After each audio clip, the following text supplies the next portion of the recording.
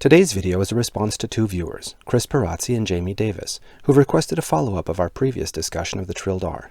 I think their questions are really good ones and deserve their own video. First, I'll address Chris's questions, then Jamie's. I hope the answers I provide will be helpful to them and others who are struggling to pronounce the Trilled R.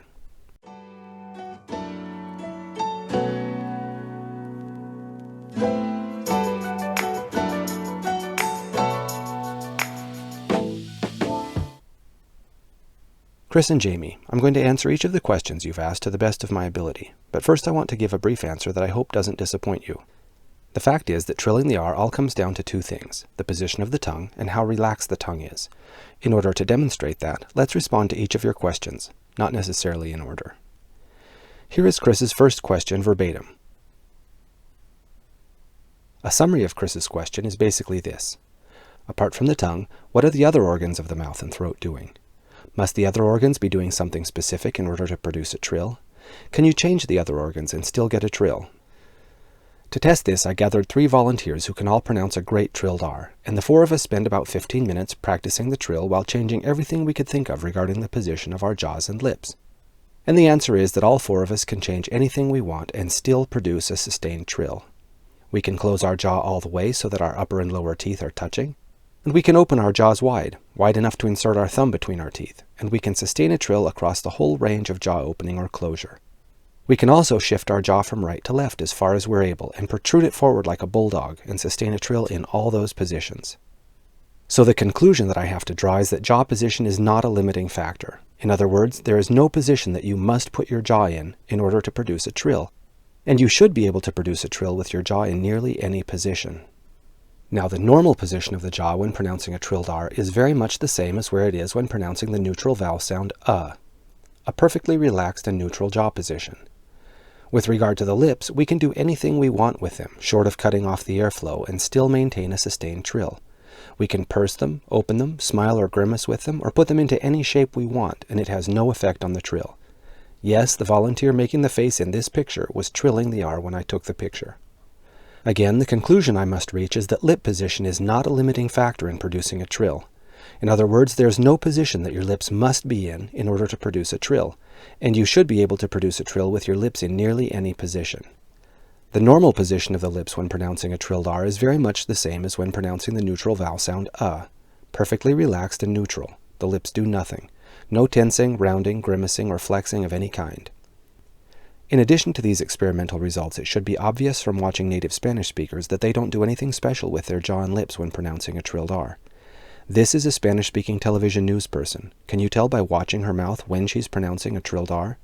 There's no shifting of the jaws or tensing of the lips. There's no outwardly visible sign that she's trilling an R, as opposed to, say, pronouncing an L or a neutral vowel sound like ah.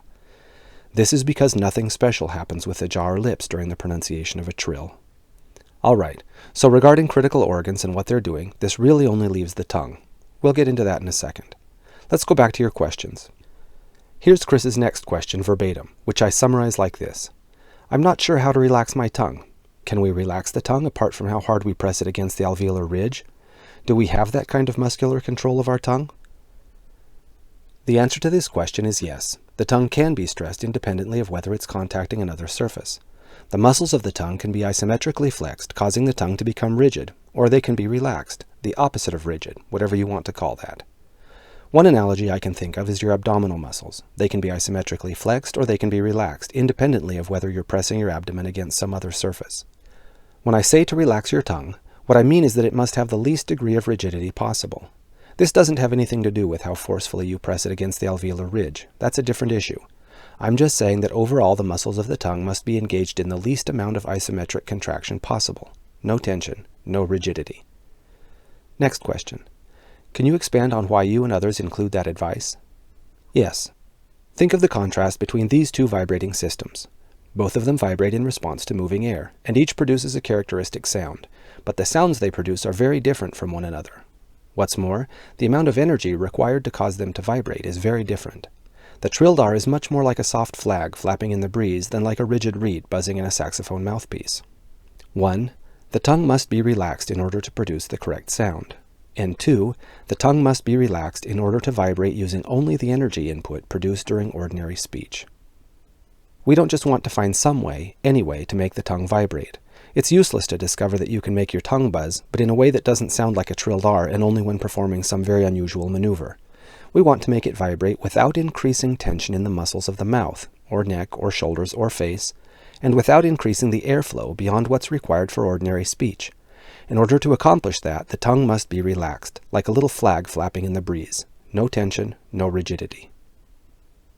Next question. What specifically happens with the tongue and airflow if the tongue is not relaxed? What sound do you personally get if you try not to take that advice? If I make the tongue rigid instead of relaxed, I can force air past the tip of the tongue, but it doesn't vibrate easily. The sound I get is a kind of broken hissing. Next, perhaps we can learn something about the physiology involved that's more specific and more useful for those of us who've not made the breakthrough yet. Unfortunately, Chris, I don't think so. Again, the jaw and lips aren't critical to producing the trill. Maybe it gives you some insight to know that they should be in a relaxed, neutral position. Other than that, trilling the R is all about the tongue. At this point, I'd like to refute one more thing that people commonly say about the trilled R tongue position. Lots of people say that trilled R is pronounced with the same tongue position as the standard English D, but this is not true. The standard English D is pronounced with the tip of the tongue on the alveolar ridge, very much like the situation I described as incorrect in my first video. The Spanish trilled R, on the other hand, is pronounced with the underside of the tip of the tongue on the alveolar ridge. I'm unaware of any sound in American English that's pronounced with the same tongue position as the trilled R. Next. Now I can make a sound that's at least alveolar, but the fact that I can't keep it going suggests to me that I've still got some other aspect of the tongue, lip, or jaw position totally wrong. Maybe. It's possible that you're doing something very unusual with your lips or jaw, and that's complicating things. But since the jaw and lips aren't limiting factors, it can't be that you're overlooking some important thing the jaw and lips should be doing. If you're flexing the muscles of your neck, jaws, mouth, lips, or whatever, quit doing that. It doesn't help, and it may make things harder. The trilled R comes down to position of the tongue and its rigidity, or lack thereof. It's likely you have the position of the tongue wrong, and I think it's very likely that you're holding the tongue too rigid. I still feel like I have to contort my tongue into an awkward and stressful position. Exactly, it's the tongue. If your tongue position feels awkward and stressful, there's something wrong with your tongue position and relaxation. Finally, it might be nice to see if any physiologists or linguists have done research on whether certain people really just can't physiologically do a trilled R at all, no matter how much they practice, due to the tongue shape they were born with. Short answer, except for people with tongue tie, cleft palate, or some other unusual physical anomaly, probably not. Longer answer, let's think about it logically for a second. I've gone to a fair amount of effort to point out that the tongue position of English D and Spanish trilled R aren't the same, but the fact is that they're only slightly different. That difference is enough to prevent you from making a nice trill if the tongue isn't positioned just right, but it isn't so much that it requires greater effort or a different combination of tongue muscles or anything. Put your tongue in the position of English D, then curl the tip of your tongue back just a couple of millimeters. That's it. If you're physically capable of pronouncing English D, there's no reason you should be physically incapable of producing a trilled R. Here's an analogy that comes to mind. Shooting a basketball and setting a volleyball are not exactly the same, but they're reasonably similar, requiring more or less the same muscles. It wouldn't be reasonable to say that someone who can shoot basketballs perfectly normally is somehow physically incapable of setting a volleyball. Or even more useful, perhaps, the research might reveal that there are really two or more different trilled R sounds with slightly different tongue, lip, or jaw positions. I've never heard of anything like this. What's more, I consider it extremely unlikely. Very small variations in positions of the organs of the mouth produce noticeably different sounds. If there were two different trilled Rs, they would sound at least somewhat different, and it would be a topic of discussion among linguists and speech pathologists. That might explain why all the existing guides and videos on the topic seem to have such amazingly low effectiveness for those who are stuck at step 1A like me. I think the best explanations for why students have such a tough time with trilled R are these. 1. It's difficult to make the fine neuromuscular adjustments necessary to accurately pronounce the sounds of a foreign language. This is self-evidently true. It's the reason virtually everyone speaks their foreign language with the accent of their native language. 2. Trilled R is the sound in the Spanish language that's most different from any sound in the inventory of a typical English speaker. And 3. Ask any speech and language pathologist what the most difficult thing to get a client to do is, and they will tell you, relax.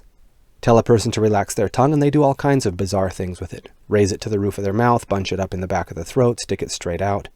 It seems that contorting the tongue comes easier to most people than consciously relaxing it. What's more, as people attempt to consciously change the pronunciation of a sound, they tense their neck and shoulders, flex their lips in unusual ways, and tighten the muscles of their throat. Think about some of your own comments. I can still feel my tongue tensing up awkwardly before the trilled R. I still feel like I have to contort my tongue into an awkward and stressful position. My tongue and throat still feel tense. I can certainly understand why, if you've already tried the advice you've been given and it hasn't worked for you, you'd like for there to be something new and different you could try. But I don't believe that's the case. I think it's a matter of figuring out how to relax and position your tongue properly. Chris, in closing, let me make you this offer. If you make a video of yourself trying to pronounce a trill and post a link to it, I'll try to help you diagnose your problem. And now Jamie's question. Here's the text of Jamie's question, which I think can be summarized like this. I don't think I'm relaxing my tongue. Based on a careful reading of your question, it seems that you may have two problems. 1. You may be holding your tongue in the wrong shape and/or position. Please review what I've said about that in this video and my previous one. If you place the tip of your tongue against the alveolar ridge, like with the English letter D, it ain't gonna happen. That's the position lots of people think is correct, but it's incorrect. On the other hand, if you curl the tip of your tongue back a little bit so that the underside of the tip is contacting the alveolar ridge, like I've described in my first video and this one, you'll be a lot closer to figuring it out. It's important that people not gloss over this point and just assume they're doing it right. There's no sound in standard American English that uses the exact tongue position of the trilled R. It's something you need to figure out.